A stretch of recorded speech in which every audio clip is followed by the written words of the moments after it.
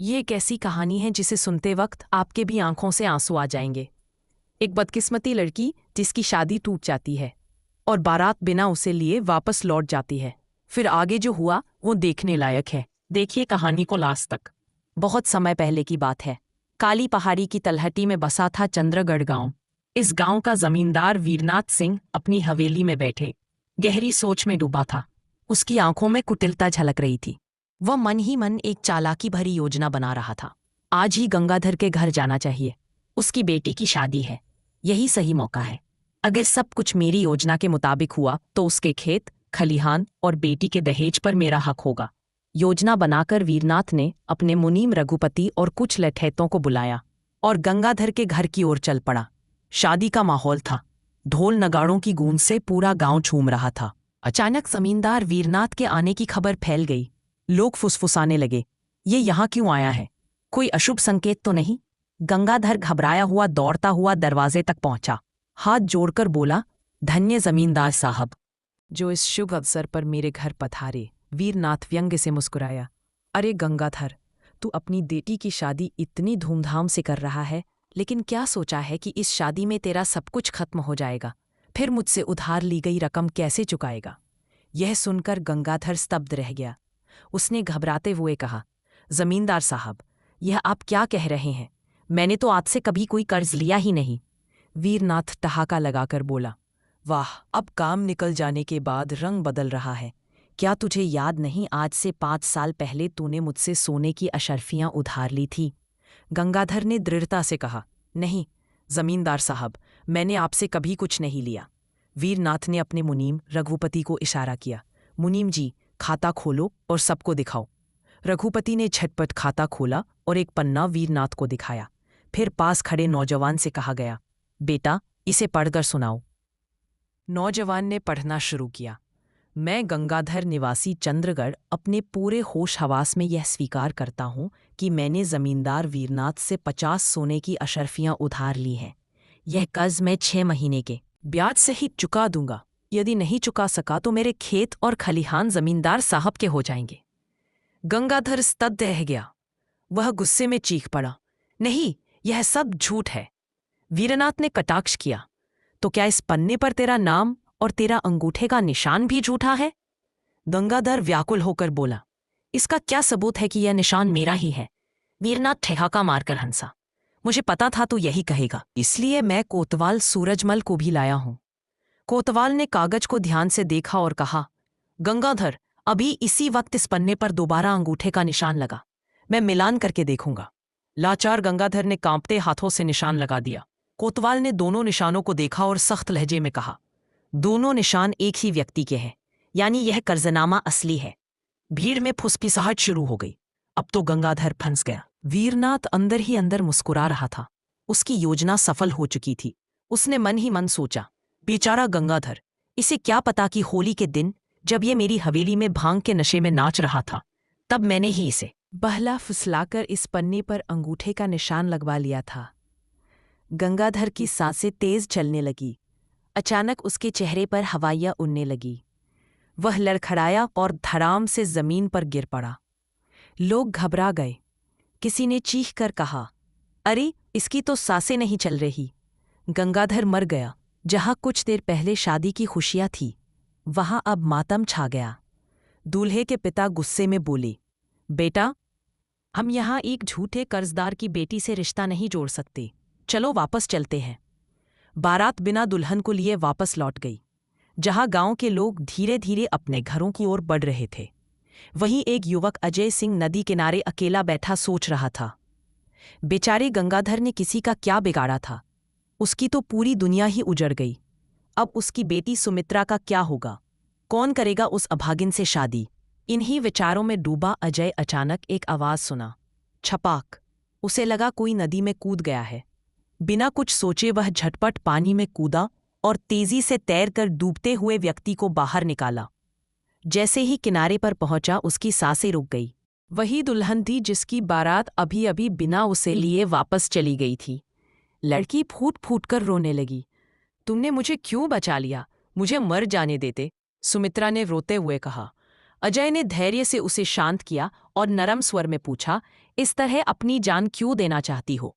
सुमित्रा ने आंसू पोंछते हुए कहा, जिस लड़की की बारात बिना उसे लिए लौट जाए, जिसके पिता की पगड़ी पूरी बिरादरी में उठा ली गई हो, वह और क्या कर सकती है? तो तुम गंगाधर काका की बेटी हो। सुमित्रा सुबकते हुए बोली, हाँ, मैं वही अभागिन हूं। मेरे बापू चले गए, घर में अब कोई नहीं बचा, आखिर जिंदा रहकर क्या करूं? अजय ने गंभीर स्वर में कहा, ऐसा मत कहो सुमित्रा, मैं हूं ना, मैं तुम्हें सहारा दूंगा, मैं तुमसे शादी करूंगा, चलो मेरे साथ, मेरे घर चलो। सुमित्रा को जैसे कोई उम्मीद की किरण दिखी, उसकी आंखों में असमंजस था, लेकिन मजबूरी में वह अजय के साथ चल दी। वीरनाथ सिंह गांव वालों से कहने लगा, गांव वालों, गंगाधर अब इस दुनिया में नहीं रहा, इसलिए उसके अंतिम संस्कार की जिम्मेदारी मैं उठाता हूं। भीड़ में फुसफुसाहट होने लगी। अरे, जमींदार को गंगाधर की इतनी चिंता क्यों होने लगी? हकीकत तो यह है कि अब उसकी सारी जमीन जायदाद इसी को मिलने वाली है। एक बुजुर्ग ने गुस्से से कहा, देख लेना, इस जमींदार को मरने के बाद नरक में भी जगह नहीं मिलेगी। वीरनाथ ने चालाकी से गंगाधर का अंतिम संस्कार करवा दिया और उसकी जमीन और घर पर कब्जा जमा लिया। इधर जब अजय सुमित्रा को लेकर अपने घर पहुंचा तो उसकी मां गंगा देवी ने हैरानी से पूछा, बेटा, ये लड़की कौन है? अजय ने सिर झुकाकर कहा, मां, ये आपकी बहू है। क्या? लेकिन तुम्हारी शादी कब हुई? अजय ने सारी घटना विस्तार से बताई। ये सुनकर उसकी मां की आंखें भर आई। उन्होंने सुमित्रा का सिर सहलाते हुए कहा, बेटा, तूने एक बेसहारा को सहारा दिया है, तेरा यह काम बहुत ही नेक है। इसके बाद उन्होंने सादगी से अजय और सुमित्रा का विवाह करवा दिया। उस रात अजय मुस्कुराते हुए सुमित्रा से बोला, हमारे यहाँ रिवाज है कि पहले दिन दुल्हन को मुंह दिखाई दी जाती है। बताओ, तुम्हें क्या चाहिए? सुमित्रा ने गंभीरता से कहा, मेरी मुंह दिखाई थोड़ी मुश्किल होगी, क्या आप उसे पूरा कर पाएंगे? अजय हैरानी से बोला, अरे पहले बताओ तो सही, आखिर तुम्हें चाहिए क्या? सुमित्रा के चेहरे पर दर्द झलक उठा। उसकी आंखों में आंसू थे, लेकिन स्वर दृढ़ था। अगर आप मुझे सच्ची मुंह दिखाई देना चाहते हैं तो मेरी एक इच्छा पूरी कर दीजिए। कौन सी इच्छा? सुमित्रा ने गहरी सांस ली और कहा, जिस जालिम जमींदार ने मेरे पिता पर जुल्म करके मुझे अनाथ बना दिया, क्या आप उसे सबक सिखा सकते हैं? यदि आप ऐसा कर पाए तो मैं मानूंगी कि आपने मुझे सच्ची मुंह दिखाई दी। अजय कुछ देर चुप रहा, फिर उसने दृढ़ स्वर में कहा, सुमित्रा, मुझे जमींदार के बारे में सब कुछ बताओ। सुमित्रा ने आंसू पोंछते हुए कहा, वीरनाथ सिंह बहुत ही कठोर और लालची व्यक्ति है।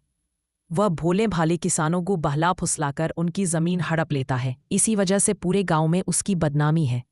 लेकिन उसकी पत्नी रमा देवी बहुत नेक दिल और दयालु महिला है। वह हमेशा लोगों की मदद करना चाहती है, लेकिन जमींदार को उनका यह स्वभाव पसंद नहीं। अजय अब ठान चुका था, मैं सीमा के साथ हुए अन्याय का बदला जरूर लूंगा। अजय को पता चला कि वीरनाथ ने गांव वालों को लूटकर अपनी हवेली में अपार दौलत इकट्ठा कर ली है। अपनी सुरक्षा के लिए वह कभी हवेली छोड़कर नहीं जाता था। उसके पास कई लठेत थे जो उसकी इशारे पर किसी की भी बेरहमी से पिटाई कर सकते थे। यह सब सुनते ही अजय के चेहरे पर हल्की मुस्कान आ गई, जैसे उसने मन ही मन कोई योजना बना ली हो। अजय ने सीमा से वादा किया, मैं तुम्हें यकीन दिलाता हूं कि मैं उस जमींदार को ऐसा सबक सिखाऊंगा कि वह जिंदगी भर याद रखेगा। अगले दिन अजय अपनी माँ गंगा देवी के पास गया और बोला, माँ, अगर घर में कुछ सोने की अशर्फियां रखी हैं तो मुझे दे दो। गंगा देवी चौंक गई। बेटा, तुझे सोने की अशर्फियों का क्या काम? अजय ने माँ का हाथ पकड़कर कहा, बस मुझ पर भरोसा रखो और वही करो जो मैं कह रहा हूँ। गंगा देवी ने अपने बेटे की जिद देखी और एक थैली में 152 सोने की अशर्फियां डालकर उसे दे दी। इसके बाद अजय ने एक साधु का वेश धारण किया। उसने अपनी झोली में अशर्फियां रखी और अलख निरंजन का जाप करते हुए अपने गांव से रवाना हो गया। वह चंद्रगढ़ से सीधा रामसर गांव पहुंचा। जमींदार की हवेली के बाहर अपना आसन जमा लिया। धनी रमाकर वहीं बैठ गया। कुछ ही देर बाद जमींदार की पत्नी रमा देवी की नज़र उस पर पड़ी। रमा देवी नेक दिल और धर्मपरायण स्त्री थी, जो हमेशा साधु संतों की सेवा करती थी। जब उन्होंने देखा कि कोई साधु महाराज उनके द्वार पर बैठा है, तो वह उनके पास आई, प्रणाम किया और बोली, महाराज, धन्य भाग हमारे जो आप हमारे द्वार पधारे हैं। कृपया ठहरिए, मैं आपके लिए जलपान लेकर आती हूँ। कुछ ही देर में रमा देवी भोजन लेकर आई। साधु बने अजय ने प्रेम पूर्वक भोजन ग्रहण किया और फिर रमा को आशीर्वाद देते हुए कहा, देवी, तुमने एक साधु को भोजन कराया है, भगवान तुम्हारा भला करे। यह कहकर उसने एक सोने की अशर्फी उन बर्तनों में रख दी जिनमें रमा भोजन लाई थी। रमा देवी ने साधु को प्रणाम किया और घर लौट आई। जब उन्होंने बर्तनों के बीच सोने की अशर्फी देखी तो चौंक गई। यह कैसे? सिद्ध महात्मा है जो आशीर्वाद के रूप में सोने की अशर्फियां दे रहे हैं।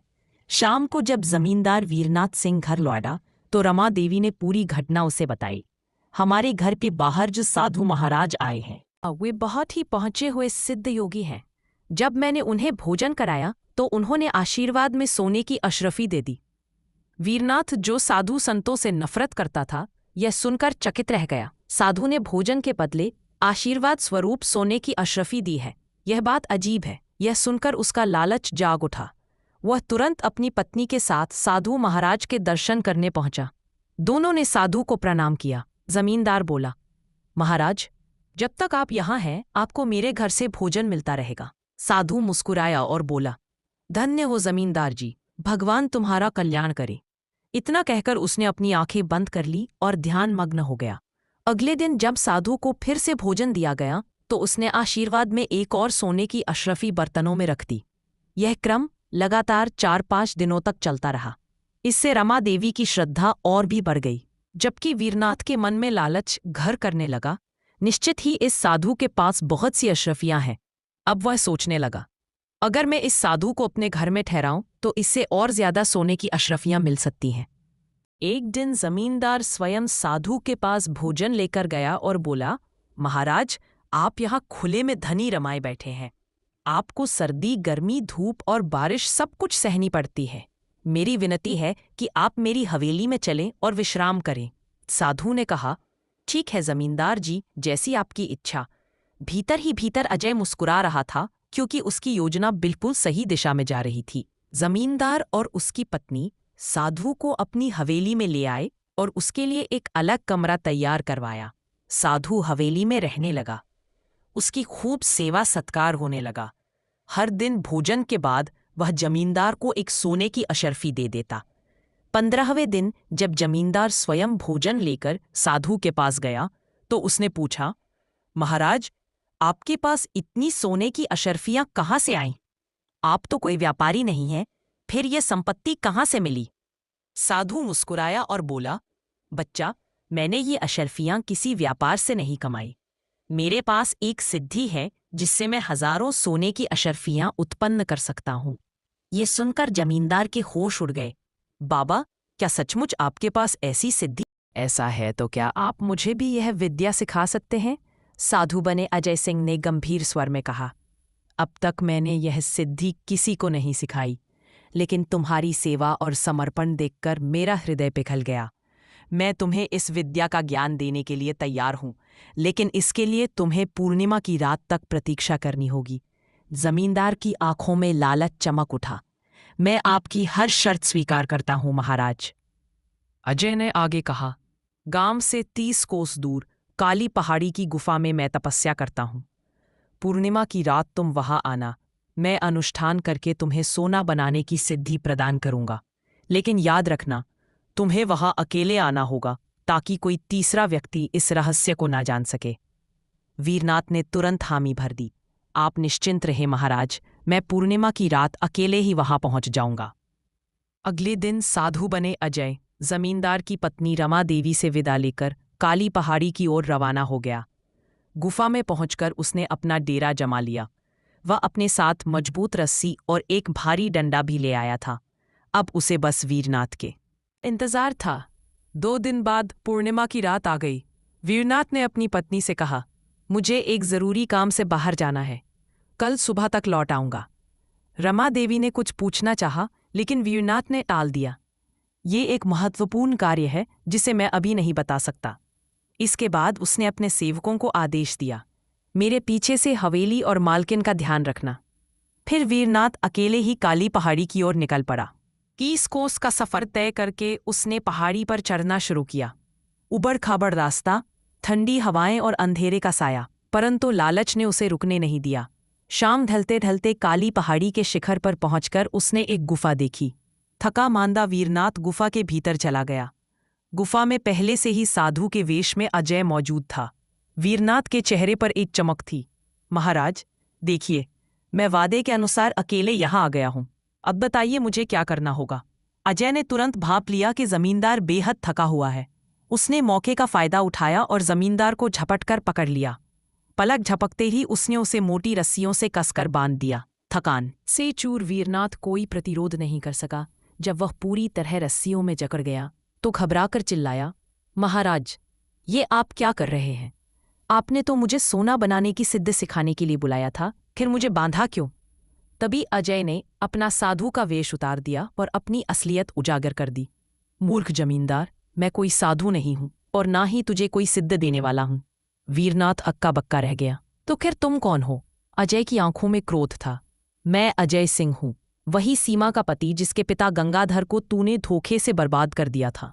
उनकी मौत के लिए तू ही जिम्मेदार है। यह सुनते ही वीरनाथ का चेहरा पीला पड़ गया। अजय ने गुस्से में वीरनाथ के गाल पर 2-4 तमाचे जड़ दिए और कहा, अब तेरे पास बचने का कोई रास्ता नहीं है। पूरे गांव में किसी को नहीं मालूम कि तू मेरे कब्जे में है। मेरा इरादा तुझे यही मारने का था, लेकिन तुझे बचाने वाली सिर्फ तेरी पत्नी है। तेरी पत्नी रमा देवी एक नेक दिल और धार्मिक विचारों वाली स्त्री है। उसका ख्याल आते ही मेरे मन में तेरे लिए थोड़ा सा रहम आ गया। अगर मैं चाहूं तो तुझे यहीं बंधा छोड़ दूं पर भूख प्यास से तड़पा कर मार दूं, लेकिन मैं तुझे जिंदा रहने का एक मौका देना चाहता हूं। अगर तू मुझे बता दे कि तूने उन सभी कागजातों को कहाँ छिपाया है जिनकी मदद से तूने गांव वालों की जमीनें हड़प ली, तो मैं तुझे छोड़ सकता हूं। साथ ही तेरी तिजोरी कहाँ है और उसकी चाबी कहाँ रखी है ये भी बता दे, तभी तेरी जान बच सकती है। वीरनाथ अब अपनी मौत से डरने लगा। उसने अजय को सब कुछ बता दिया।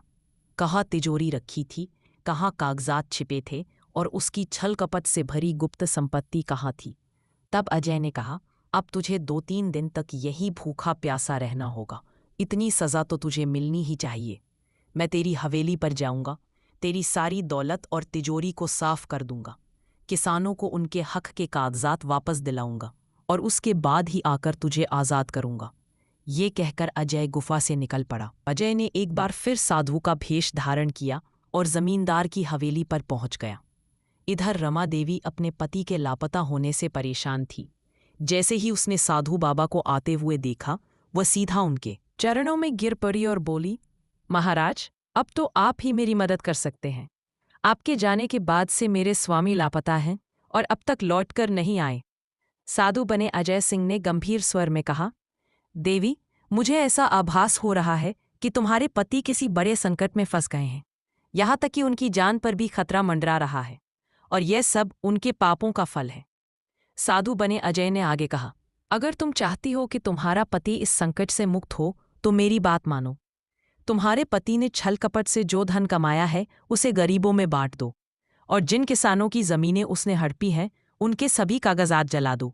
यही उसके पापों का प्रायश्चित होगा, पर यही उसका बचाव भी। रमा देवी, जो पहले से ही अपने पति के गलत कामों से दुखी थी, को यकीन हो गया कि साधु महाराज सच कह रहे हैं। उसने साधु की बात मानने का फैसला किया। अजय ने ध्यान लगाने का नाटक किया और फिर बोला, मुझे दिखाई दे रहा है कि तेरी तिजोरी की चाबी कहाँ है, तेरे घर का छिपा धन कहाँ रखा है और वह सभी कागजात कहाँ पड़े हैं जिनसे तेरे पति ने गांव वालों की जमीनें छीनी। रमा देवी ने तिजोरी की चाबियां उठाई और सारा धन लाकर साधु के सामने रख दिया। फिर उसने खेतों और जमीनों से जुड़े कागजात निकालकर आंगन में आग लगा दी। साधु बाबा ने घोषणा की, अब वे सभी किसान जिनकी जमीनें जमींदार ने हड़प ली थी आज़ाद हो चुके हैं। इसके बाद रमा देवी ने हवेली में रखी सारी दौलत गांव वालों में बांट दी।